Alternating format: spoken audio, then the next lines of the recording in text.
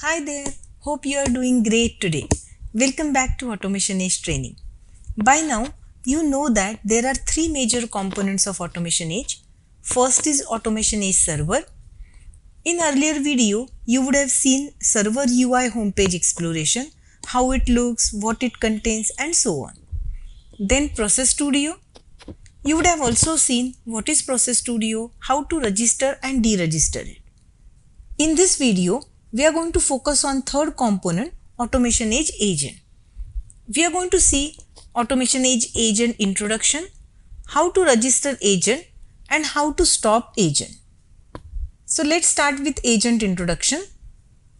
Now what is an agent? An agent is a piece of software that works on behalf of AutomationEdge engine and executes workflow. It is a digital worker that runs continuously and listens to the request. Whenever request is submitted, it executes the request. An agent can be installed on physical or virtual machine. Each physical or virtual machine can have only one agent. But in case of Windows Server operating system, if we are having multiple users logging into the same machine, then each user can have one agent. So in that case, we can have multiple agents on same machine.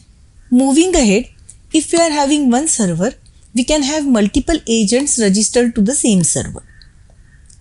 As you can see it in the figure, this is AutomationEdge Server and three agents which are installed on three different machines are registered to same server.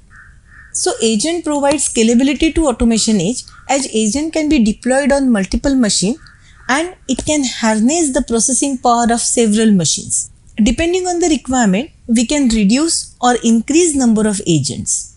Now let's see steps for agent registration. An agent can be downloaded from AutomationEdge Server and installed on available computers. It can be installed on either Windows or Linux operating system. The first step is to do the agent setting to include JRE with agent. An agent is Java-based software and needs Java runtime environment. We can do the agent settings so that JRE will be bundled up with agent while downloading and there will be no need to set up JRE separately. To do so, go to AutomationEdge Server UI, logging with proper credentials. I am logging here with tenant admin credentials.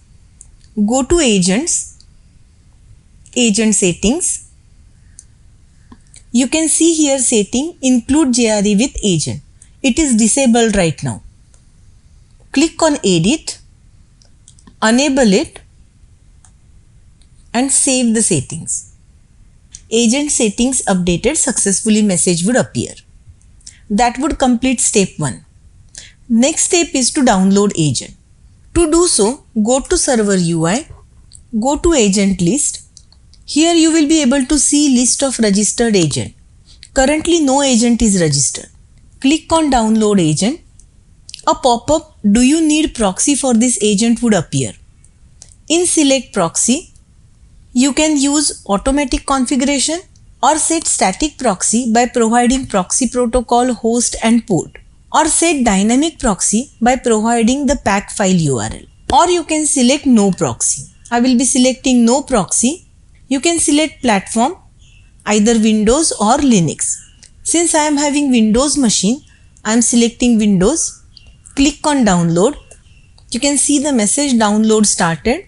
It is a zip file which will be downloaded. Once downloading is completed, copy the file to desired location. You can see here AE agent file for my user is downloaded and I have copied it to desired location. Extract all files and folders.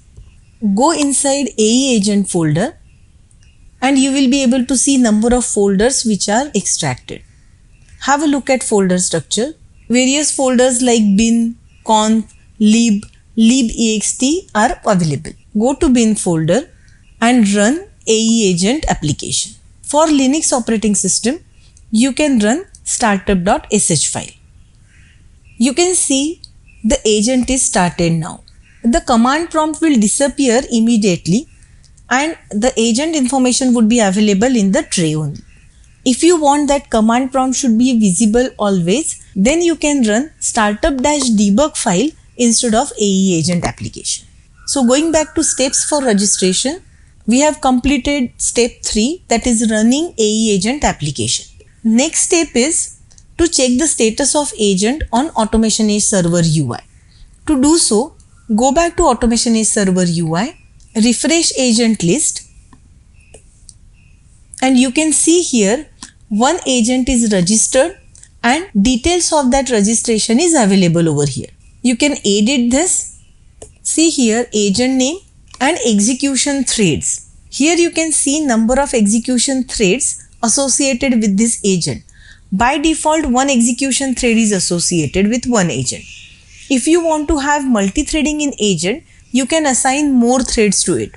Right now I am having 4 available threads, so I can utilize this for my agent. So I am going to set 2 execution threads for this agent. We can also see domain name, IP address, username and so on. Let's save the settings. Changes are saved to agent. So here we go. We have completed the agent registration successfully. Let's have quick recap of steps which we have performed. First step, we have done agent settings to include JRE with agent. Then we have downloaded agent. We extracted folders and files from downloaded zip file. We run AE agent application. And finally, we check the status of agent on AutomationEdge Server UI. On Server UI, we have confirmed that AutomationEdge agent is successfully registered. Now, registration process is completed successfully. Then one might think, how to stop this running agent? The answer is, you can do it from Server UI or by running shutdown.bat file from folder structure. To stop the agent from Server UI, go to agent list and here you can see stop agent, but click on that and say stop. So agent stopping is in progress. Let's refresh and the agent status is now stop. We can also stop the agent by going to folder structure and running shutdown.bat file. In case of Linux, we can use shutdown.sh file. That's all for this video. For posting your queries, visit https://community.automationedge.com.